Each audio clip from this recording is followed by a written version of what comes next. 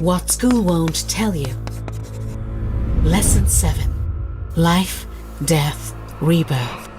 Hi guys, in our lesson 5 we have mentioned that human beings are subject to a constant cycle of birth, life, death and rebirth, up to the point when the particle of creation energy animating them no longer requires a physical body and the human existence becomes part of the fine fluido.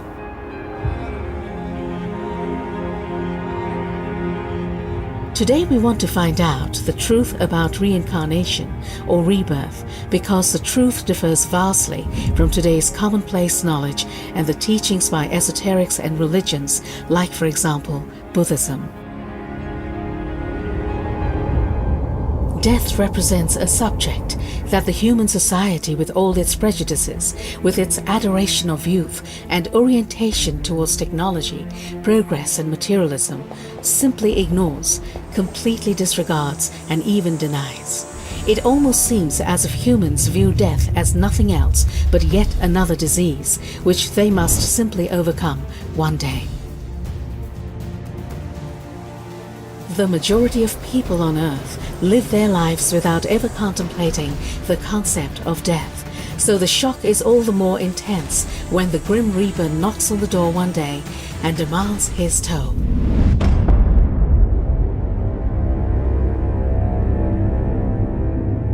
Religions are very much to blame because they keep the majority of people on Earth under the impression that if they devotedly serve their cult, they will one day be able to spend a carefree existence on some cloud next to some god, Allah, Shiva or other fantasy creatures in all eternity.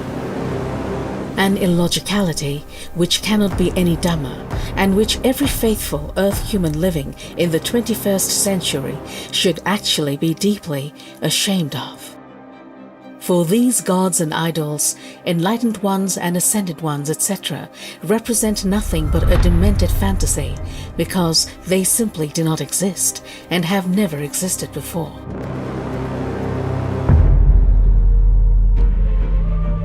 This erroneous belief propagated by religions, sects and cults has caused people to adopt a devil-may-care attitude and not give a damn about the planet's state once they're not around anymore. As long as they can still lead a life in luxury, because what the heck, once they're dead, they'll sit next to their dear God and laugh their heads off, while the survivors must suffer on an overpopulated and therefore dying planet. But it is not that easy, for every single life form is without exception subject to a cycle of life, death and rebirth, and it will eventually inherit the previously maltreated, hostile planet, the condition of which said life form is responsible for.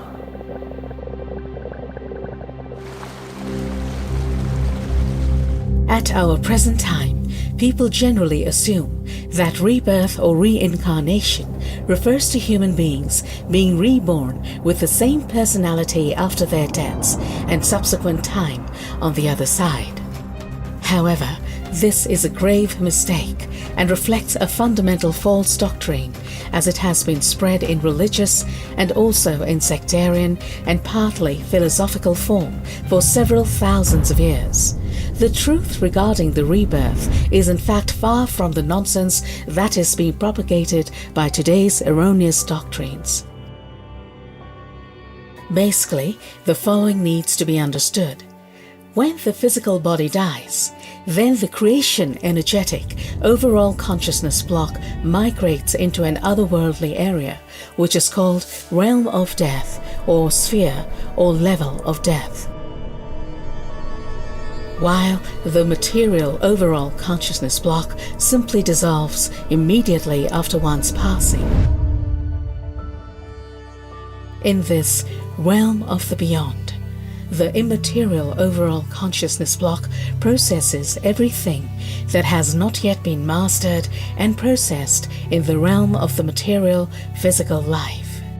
Once everything unprocessed has eventually been processed and mastered by the overall consciousness block, which could require a considerable amount of time, then the creation energetic overall consciousness block transforms in its strength and energy into a completely neutral form, thus erasing the personality from the previous material life. Once this neutrality is attained, it then forms the basis for a completely new personality which relates in no way to the old one. When this new personality, that is, the new consciousness block, has been formed, then it is time for the overall consciousness block to incarnate again into a material human body, but as a new personality, that is, a consciousness form which is born for the first time. So what happens is a new birth of a new consciousness, a new personality. This new personality, however, will pass with the overall consciousness block into the realm of the beyond yet again, once the new body dies. There the consciousness form or personality will process everything unprocessed and then transform into a neutral force and energy, which again will spawn a new personality, that is, a consciousness form, which then is able to enter in due time into an embryo again. This fact illustrates that when it comes to personality, that is consciousness form, there is no rebirth. A rebirth applies merely to the for all great time imperishable particle of creation energy. The creation energy enlivening the human being is a creational power and energy, and therefore a part piece of the creation itself, which however must be seen and understood as power and energy creation of the creation. It is an independently evolving power and energy form of creation energetic nature, which has been created by the creation in order to evolve in love, knowledge, and wisdom, etc., which means that the creation energy form grows stronger and more powerful in order to someday merge and become one with the creation itself, thus allowing her to evolve as well. So when it is stated that the human being is animated by a particle of creation energy, it does not mean that it is a particle of the creation itself, but a globule of power and energy created by the creation, which in itself forms the human creation energy form and evolves independently through the evolution of the human material consciousness. The creation energy form does not change into another form, force or energy, as this is the case with the overall consciousness block, which is neutralized by the discarding and dissolving of the old personality and serves as a basis for a new personality or consciousness form. The creation energy form always remains the same, although it evolves, increases its power, becomes more energetic, more high frequency, and more knowing and wise. And it is this creation energy form which grows in itself, in its power and energy, but remains constant in its form, which after its time in the beyond on a purely creation energetic level is reborn again into a human material body, but only together with the overall consciousness block, which creates a new personality or consciousness form by a total transformation and neutralization of its power and energy time and again. In this regard, it is to be noted that a newly formed personality or consciousness form never repeats itself. So the same personality never exists twice, not even when it comes to the abundance of deaths and transformations or rebirths one has to accomplish in physical form throughout the total evolution of about 40 to 60 million years. But what does this mean for human beings? Our worldly, material life starts with the entry of the particle of the creation energy with the new personality, that is consciousness form, into the human embryo on the 21st day of its growth. The entry of this creation energy form initiates the embryo's heartbeat, and it can now be referred to a conscious, living life form.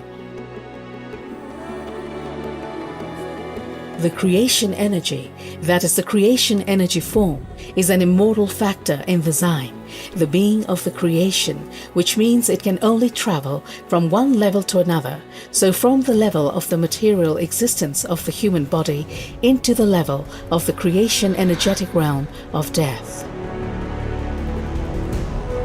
The switch from the realm of the beyond into a material human body on the 21st day after the conception is called rebirth, which is then followed after 9 months by the actual birth, while the switch from the human material body into the realm of the beyond is called dying or death. The rebirth therefore refers to an already existing and ongoing process, which is also known as being born again. When a creation energy globule transforms or enters into a human body for the first time, it does not come into existence in the actual sense, because this already occurred ages ago. With the initial birth in a human body, the creation energy ball begins as a so-called new spirit, a new form of its existence. However, it does not embody itself through the material human body, but forms its life impulse. As a creation energy form in itself, it remains in its own creation energetic realm, untouchable to the human being in any way. The creation energetic form sits in the human brain, from where the creation energetic energy spreads filigree-like through every fiber and cell of the body. The actual seat of the spirit, which is really called creation energy form and is a particle of the general creation energy, is called colliculus superior, paired node or roof of the midbrain. Upon moving into a human embryo on the 21st day after conception, the creation energy form also pulls the creation energetic overall consciousness block along, which spends its disembodied time in an otherworldly realm appropriate to it, as it creates a completely new personality right up until the actual birth. Normally, when there is no overpopulation and a creation energy form is not prematurely torn from the otherworldly realm to enliven a new evolving human being, everything from the previous life, which still needs processing, as well as the old ego, the old personality or consciousness form, is dissolved and discarded in the otherworldly realm, and a completely new ego or personality is created.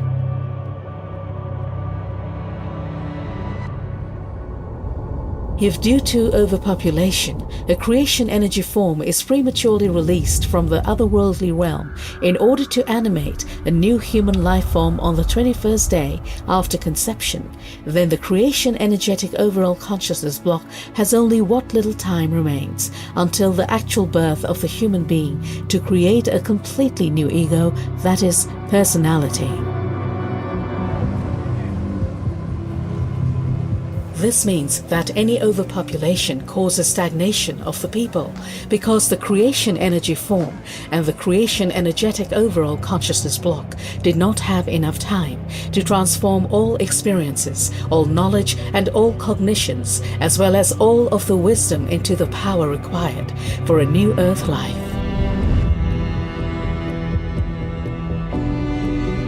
This stagnation caused by overpopulation affects not merely the evolution of the intelligentum and of rationality and intellect, but also the psychical, mental and physical health, which with growing overpopulation becomes more and more vulnerable and weaker, both in individuals as well as in the overall population.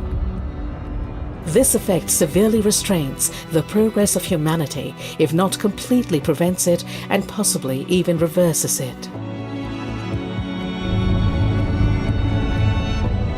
The material overall consciousness block, which forms the ego, that is, the personality, the I, the old as well as in the new form, is not being reborn as it moves with the creation energy form once again into a human body. In fact, a new transmission or a new birth occurs for the material overall consciousness block during every such process, because not the old personality which is reborn, but it is a new ego, a new I, or a new personality with the original, always identical creation energy form that passes into the body of a human being.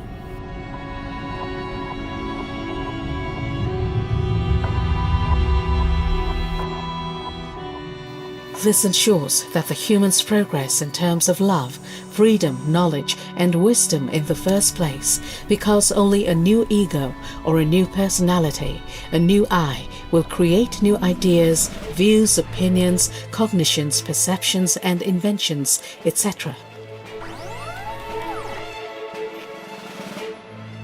But if an old personality of a previous life were to be reborn, then there'd be nothing new in this regard, and evolution would stagnate.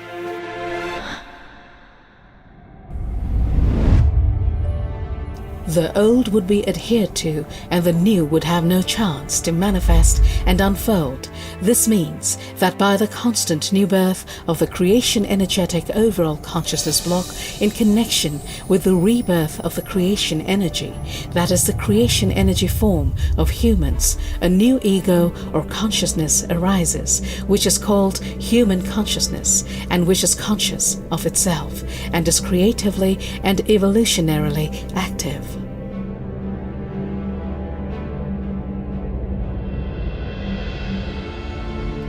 It is evident from the aforementioned that the newly created personality with the material overall consciousness block and the particle of creation energy can enter both a male and a female embryo. This means that the subsequent personality can be either male or female, depending on the evolution of the embryo.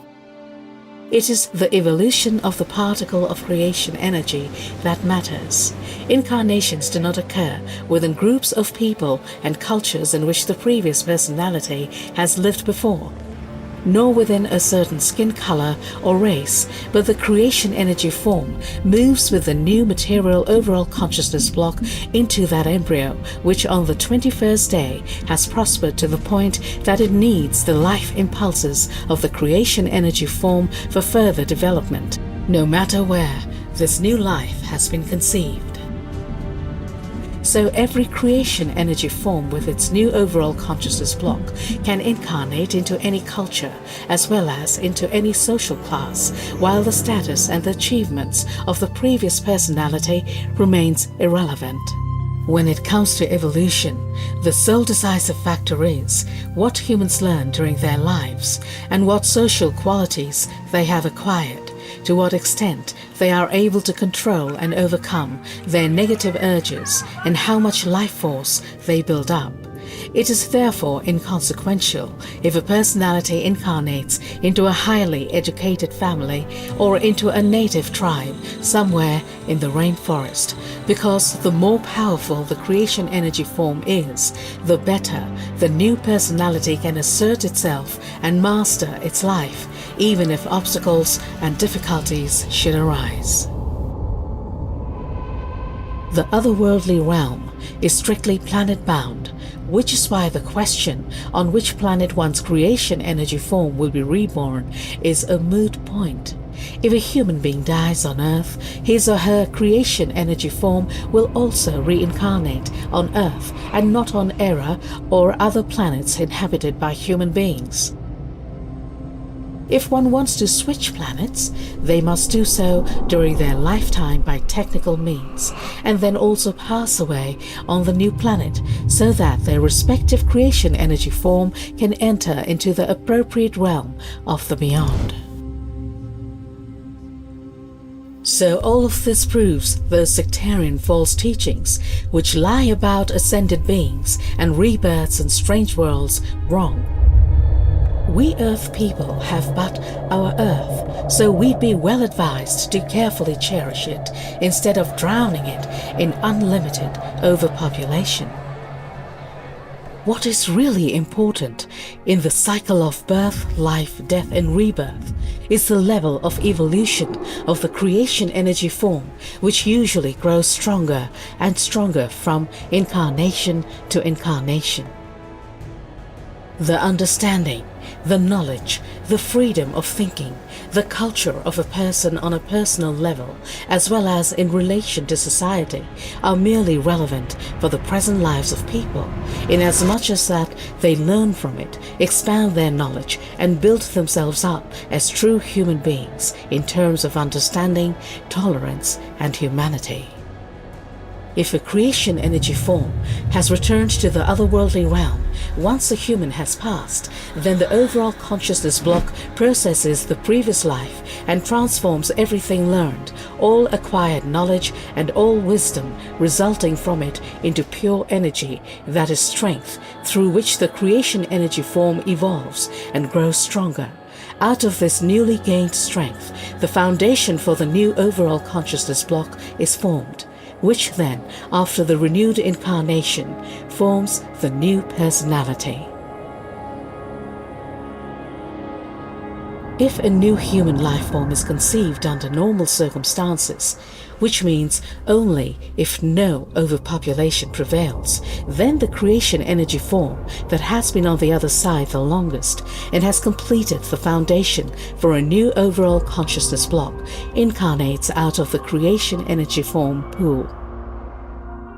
With increasing overpopulation, creation energy forms are being recalled from the other realm more and more chaotically. That means, in the absence of mature or fully prepared forms, also immature and little or not at all prepared creation energy forms are called upon, forms which are not yet able to completely build up the basis for their new overall consciousness block, which then result in significant effects on the new personality.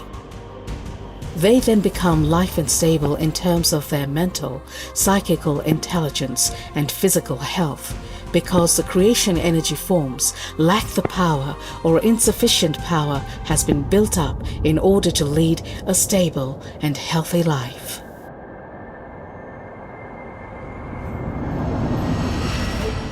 The average level of development or civilization of a nation has no influence on the place of incarnation of a creation energy form.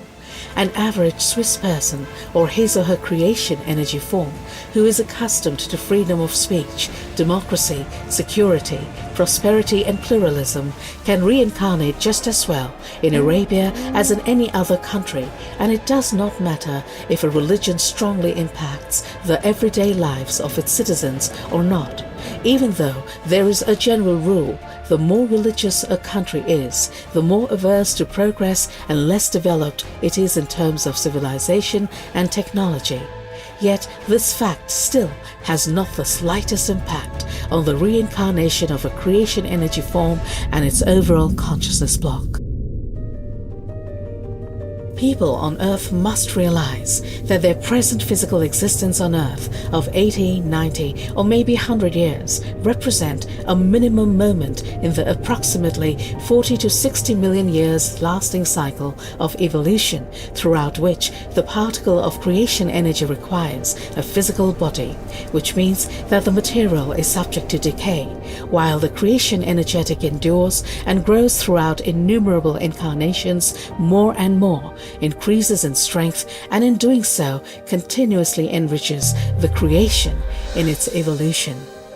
Every life form has a responsibility towards itself, but also towards its fellow human beings, the fauna and flora, the entire planet, as well as the creation, to lead a valuable existence in love, harmony, knowledge and wisdom, to outshine its ego and accumulate understanding and reason in itself, and thus to master a civilized evolutionary life.